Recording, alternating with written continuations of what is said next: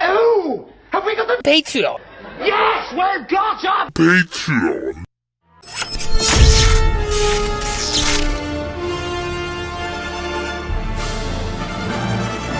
Hello interwebs, it's Scott from Admiralty Entertainment, and today we're looking at the Disney Parks TIE Echelon. The TIE Echelon is a troop and cargo transport utilised by the First Order and was introduced as part of the Galaxy's Edge area at Disneyland and Walt Disney World in 2019. Apparently this particular vehicle was being developed by then-director Colin Trevorrow when he was working on Star Wars Episode 9, The Rise of Skywalker, prior to his departure from the project. Given that it's pretty much exclusive to the theme parks at present, although it has appeared in the tie-in Galaxy's Edge comic book, there's not much TIE Echelon merchandise, and what there is seems to be exclusive to the parks. This particular die-cast version was purchased at the Disneyland version of Batuu, and was transported loose, so here's a stock photo of what the packaging looks like. The box has a strong black and red colour scheme in keeping with the First Order. Their insignia is prominently displayed on the box as well. And there's a large plastic window that wraps around the front and sides to view the vehicle within. Identified as a TIE Echelon die-cast vehicle in a suitably high-tech looking font, it certainly looks striking packaged, not the least of which being due to the fact that it's a Star Wars toy with no Star Wars logo visible. Of course that's due to it being an in-universe item, where the name Star Wars would mean nothing to them and break the immersiveness of Galaxy's Edge. The back of the box keeps the colour scheme, First Order symbol, and font with a nice technical readout style blurb about the vehicle. A TIE assault shuttle manufactured by Senior James Fleet Systems as part of the TIE series. The shuttle is used mainly for small troop and cargo transport, equipped with twin clusters of 3 ion engines on each side, heavy laser cannons, a shield generator, and advanced sensors to monitor and scan enemy communications to effectively avoid hostile encounters. The shuttle accommodates up to 12 crew members, as well as additional cargo. There's a couple of nice product shots, and a note that a display base is included, along with a relatively subtle Star Wars Galaxy's Edge logo. Out of the box, the TIE Echelon has some good weight to it. You can definitely feel the die-cast metal. While the body of the ship is clearly die-cast, the wings are plastic. They don't feel too delicate or fragile, but just bear in mind that they won't be as robust as the core of the ship itself. As advertised, included in the box is a display base with a First Order insignia moulded into it. The stand snaps together and then plugs into the vehicle via 2 pegs.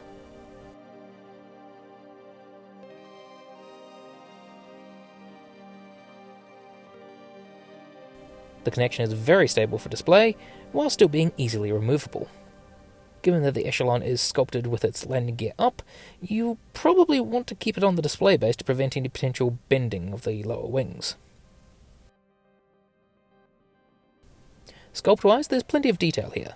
Textures and kibble are clearly evident, and acceptably crisp for the scale and price point, while the reasonably subtle paint wash not only enhances the sculpted details, but also gives that weathered, lived-in and used universe look that is iconically Star Wars.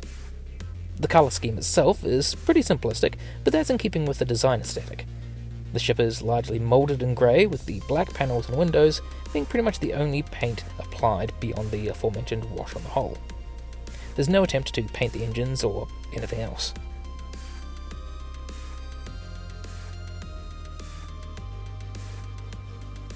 Beyond the display base, there are no other accessories or features. No landing gear that can be deployed or added on, and no boarding ramp that can be lowered. While they would have been nice additions, especially for park visitors who would be used to seeing the ship displayed in a fully landed state, the omission isn't a deal breaker for me. If scale is a concern for you, then it looks pretty good with Titanium Series or Hot Wheels Starfighters. Bear in mind though that neither of those lines have much of an internally consistent scale anyway, so accuracy really won't be an issue as much as does it look sufficiently cool. Putting it next to other craft, even shuttles, generally doesn't net great results though. Personally, I love this design. I'm an unabashed sucker for Imperial vehicles, and this one certainly hews closer to Imperial than First Order, which suits me just fine. The toy has a good size and feels substantial, but above all else, it looks good.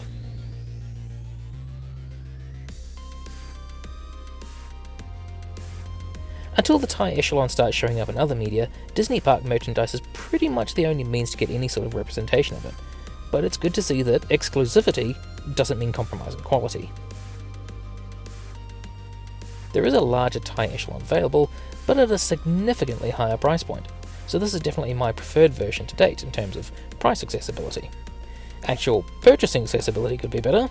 Being a park exclusive rather hinders the ease of getting one, especially for non-US collectors, but if you have the opportunity, it's certainly gettable without breaking the bank, and you get a decent sized replica.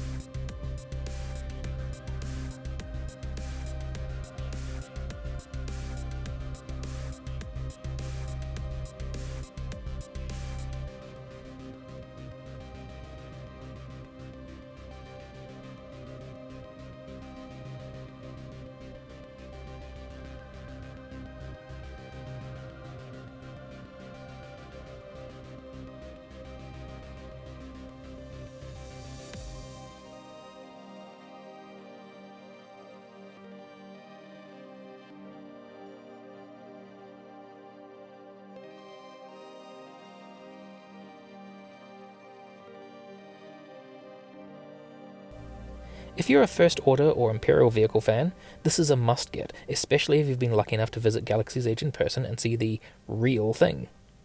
But even if you haven't, it's still a damn cool toy regardless, and will look very nice in your collection. Or zooming around the room making blaster sounds. Your toy, your choice. No judgment here. So, those are my thoughts. What are yours? Be sure to like, share, comment, subscribe, and we'll catch you next time on Admiralty Entertainment.